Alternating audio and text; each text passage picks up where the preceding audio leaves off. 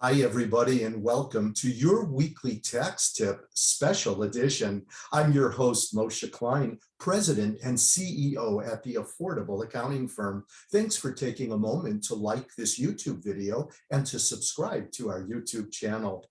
Over the weekend, we hit a milestone as a nation, not necessarily a good one. And our milestone was that the national debt exceeded $30 trillion. Now, how does that happen? What does it mean? And what can we do about it? Let's try to understand it this way. When my children were little, I tried to teach them to work hard, save as much money as you can, and of course, never spend more money than you can afford. And I wish many times over those years that I would see the country, our government, doing the same thing. So let's talk first of all about a budget deficit. What is that? A budget deficit happens when the government spends more than it earns. Now, sometimes there are national emergencies, a war, for example, that require us to not think about our debt and to think more about our safety and protection as a nation. We'll worry about paying the bills later. But many times the government spends money that it doesn't need to be spending. And we have to finance that somehow. And that's called the national debt. We actually owe $30 trillion to somebody. Who are the people or the entities that we owe it to? Much of that debt is owed to foreign countries like China and Japan. They've become our credit card, so to speak.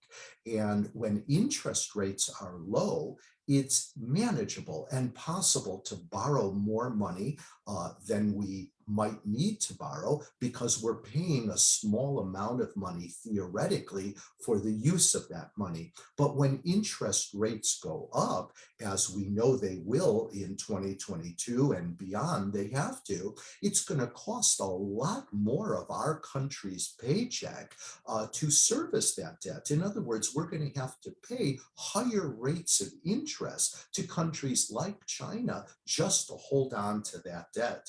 And ultimately, how do we pay that debt? We pay that through higher taxes. All of us have to pay one way or another. So you see, when the government spends more money than it takes in, it creates a budget deficit.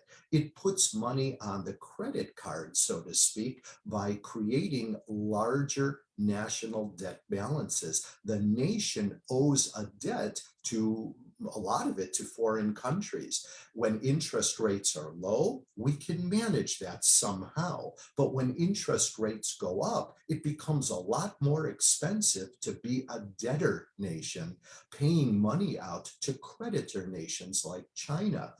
And finally, ultimately, we all have to pay this bill through higher taxes, not only our generation, but our children and grandchildren as well.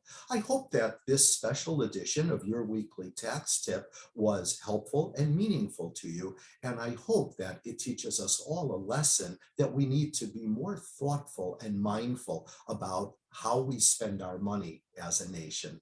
Thanks for joining us on your weekly tax tip.